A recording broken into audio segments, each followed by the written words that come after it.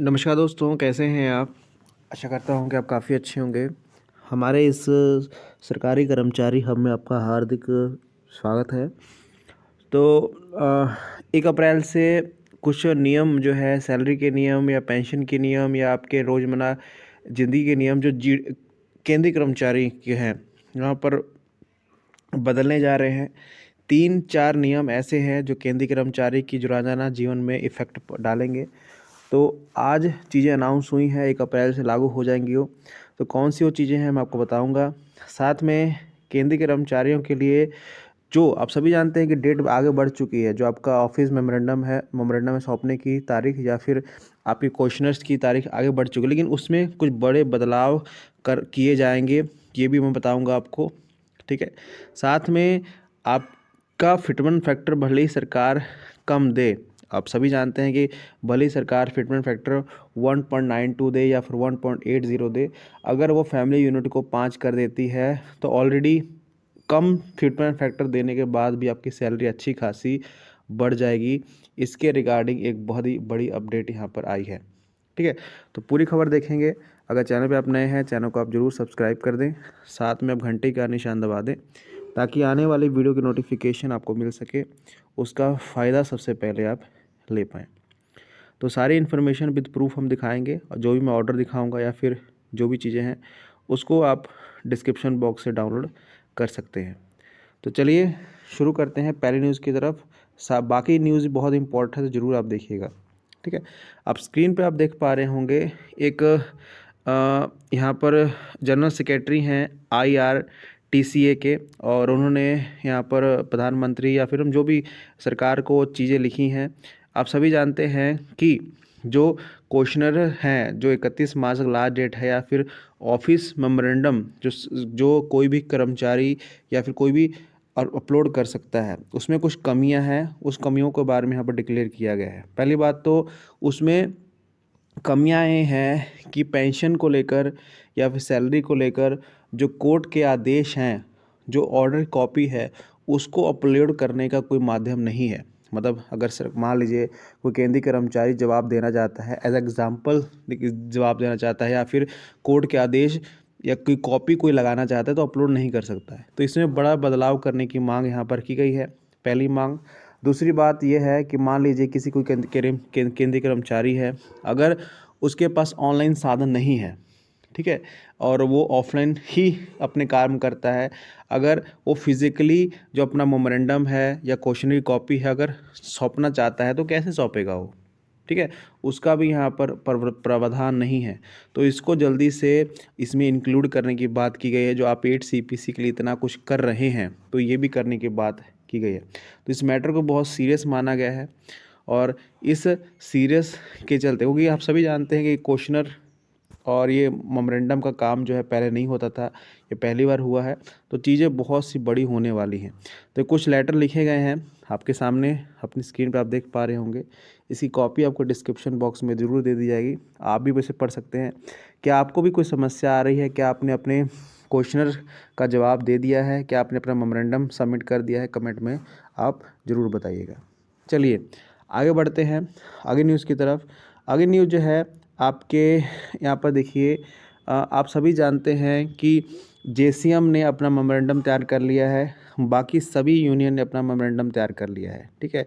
एक मेमोरेंडम फिर से यहाँ पर EITUC की तरफ से यहाँ पर जारी किया गया है, जो एम्प्लॉयज़ वेलफेयर पॉलिसी डिमांड्स के अंतर्गत यहाँ पर आते हैं। अपनी स्क्रीन पे आप देख पा रहे होंगे, इसमें कुछ मांगे की गई हैं। पहले देखिए NPS और UPS को, ये चलिए पुरानी मांग है, ठीक है? इसमें कुछ अलग से मांगे की गई, जैसे आप देख पा रहे हो 450 डे लीव इनकैशमेंट की। देखिए आप सभी जानते हैं कि अभी केंद्रीय कर्मचारी को अगर 300 छुट्टियां वो इकट्ठी कर लेता है अपने जीवन काल में, ठीक है, तो उसको पैसे दिए जाते हैं। उसको बेसिक का शायद कितना % दिया जाता है, उसे गुना करके उसको पैसे दिए जाते हैं। लेकिन इसको 450 किया जाए, इसकी मांग, ये अनोखी मांग है। साथ में एनुअल इंक्रीमेंट को 6% किया जाए, 7% नहीं 6% किया जाए, 2 बार इंक्रीमेंट दिया जाए। और साथ में भले ही सरकार फिटमेंट फैक्टर कम दे, लेकिन फैमिली मेम्बर को 5 किया जाए, जो माता पिता हैं 0.05 जोड़ा जाए, ताकि भले ही आप फिटमेंट फैक्टर कम दे, हमारी सैलरी, केंद्रीय कर्मचारी की सैलरी यहाँ पर जो है बढ़ सके। तो ये एआईटीसी की तरफ से यहाँ पर मांग की गई है। इन्होंने अपना मेमोरेंडम तैयार कर लिया है। मोस्टली जो बड़ी बड़ी यूनियंस हैं, जो बड़ी बड़ी संगठन हैं, उन्होंने अपना मेमोरेंडम तैयार करके यहाँ पर सबमिट करने की कोशिश की है। जैसे यहाँ पर सरकार ने कहा था कि जितने भी यूनियंस हैं जल्दी से यहाँ पर चीज़ों को करें। ठीक है, अपनी स्क्रीन पे आप देख पा रहे होंगे बहुत सारी मांगें यहाँ पर रखी गई हैं। जैसे कि यहाँ पर जो हाई रिस्क कंपनसेशन है, जैसे मान लीजिए रेलवे का डिफेंस में केंद्रीय कर्मचारी काम करते हैं, उनकी डेथ पर 2 करोड़ और मेजर इंजरी पर 1.5 करोड़ रुपए दिए जाएँ। ठीक है, ये भी यहाँ पर मांग की गई है, सबसे अलग मांग है। ठीक है, तो इसको आप डाउनलोड जरूर करिएगा, इस मेमोरेंडम को मैं डिस्क्रिप्शन बॉक्स में देने का पूरा प्रयास यहाँ पर करूँगा। ठीक है, तो चलिए आगे बढ़ते हैं। जो 1 अप्रैल से बड़ी बड़ी चीज़ें आपकी चेंज होने वाली है, मैं आपको वो दिखाता हूँ। अपनी स्क्रीन पे आप देख पा रहे होंगे कुछ अपडेट्स आई हैं जो अनाउंसमेंट हुई हैं 20/3/2026 को, और सारी चीज़ें जो है 1 अप्रैल से लागू हो जाएंगी। अपनी स्क्रीन पे आप देख पा रहे होंगे जो एलटीसी है, जैसे जो आप छुट्टियां लेते हैं, जो टैक्सेबल छुट्टियां होती हैं, उसको भी यहाँ पर वेरीफाई किया जाएगा। Income tax treatment for old regime, LTC will be treated as taxable income under old region with full expenses. Kindly verify income tax form, IT calculator page, leave travel and concession।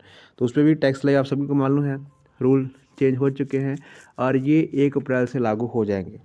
ठीक है, तो income tax के लिए declaration कुछ की गई हैं। देखिए अपनी स्क्रीन पे आप देख पा रहे होंगे, क्योंकि आप सभी जानते हैं कि 31 मार्च तक लास्ट डेट है।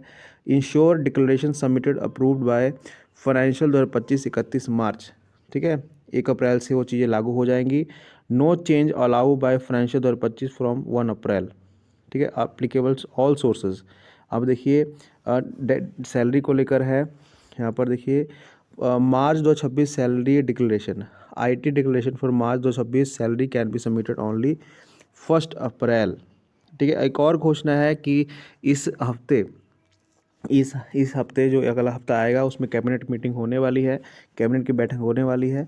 उसमें जो है आपके जो 2% DA आपका बढ़ा है, जो 58% है उससे 2%, जैसे EIC पे इंडेक्स रेट जारी हुआ था, तो उस 2% की जो अनाउंसमेंट है कैबिनेट बैठक में हो जाएगी और 1 अप्रैल से आपकी सैलरी यहाँ पर बढ़कर यहाँ पर मिलेगी, उसका एरियर भी यहाँ पर बढ़कर आपको मिलेगा।